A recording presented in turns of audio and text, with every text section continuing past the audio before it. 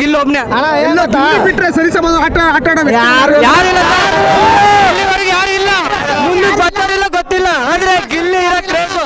ನಿನ್ನೆ ಹೇಳಿದಾನೆ ಸುದೀಪನ ಏನ್ ಹೇಳಿದಾನೆ ಗೊತ್ತಾ, ಅದು ಏನು ಐ ಓಟ್ಸ್ ಬಂದಿದೆಯಲ್ಲ ಅದು ಸರಿ ಸಮಾರು ಯಾರು ಇಲ್ಲ ಸರ್. ಎಷ್ಟು ಸರ್?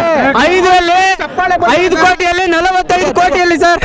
ಧ್ರುವಂತಕ್ಕೆ ಚಪ್ಪಾಳೆ ಬಂದಾಗ ಅಯ್ಯೋ ಧ್ರುವದ ಬಗ್ಗೆ ಮಾತಾಡಬೇಡಿ ಅಣ್ಣ, ಧ್ರುವದ ಬಗ್ಗೆ ಮಾತಾಡಬೇಡಿ. ಯಾಕೆ ಅವರೇ ಹೇಳಿದ್ರು ಏನ್ ಗೊತ್ತಾ, ನಿಮ್ಗೆ ಚಪ್ಪಾಳೆ ಕೊಟ್ಟಿದ್ದಕ್ಕೆ ನಂಗೆ ಹೊರಗಡೆ ಏನಾಗಿದೆ ಅಂತ ಅವರೇ ಹೇಳಿದ್ರು. ಯಾಕಂದ್ರೆ ಗಿಲ್ಲಿ ಎಲ್ಲಿದ್ದಾನಂದ್ರೆ ಅವ್ರು ಏನಾದ್ರು ಗೊತ್ತಾ, ಮನೆ ಇವತ್ತು ಬರುತ್ತೆ ಹೋಗುತ್ತೆ, ಅಭಿಮಾನಿ ಯಾವತ್ತು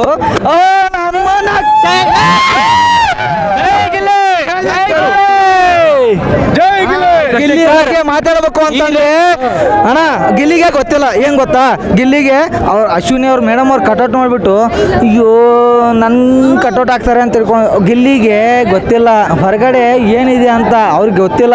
ಗಿಲ್ಲಿ ಬಂದ್ಬಿಟ್ರೆ ಅವ್ರು ಸ್ಟ್ರಕ್ ಆಗ್ಬಿಡ್ತಾರೆ. ಯಾವ ತರ ಸ್ಟ್ರಕ್ ಆಗ್ತಾರೆ ಅಂದ್ರೆ ಇಲ್ಲಿ ಗೆದ್ದು ಬಂದ ರಸ್ತೆಗೆ ಬಂದ ಅಭಿಮಾನಿಗಳನ್ನ ಅಣ್ಣ ಮಾಡಕ್ ಆಗಲ್ಲ ಈ ಸದ್ಯ, ಯಾಕಂದ್ರೆ ಅವರೇ ಬಿಡಲ್ಲ 6 ಅಡಿ ಗೆದ್ದಿದ್ದಾನೆ ಸರ್. ಅಣ್ಣ ಅವರೇ ಬಿಡಲ್ಲ, ಬಿಗ್ ಬಾಸ್ ಅವರೇ ಬಿಡಲ್ಲ, ಇಲ್ಲಿ ಸ್ಟಕ್ ಆಗುತ್ತೆ ಅಂತೇಳಿ.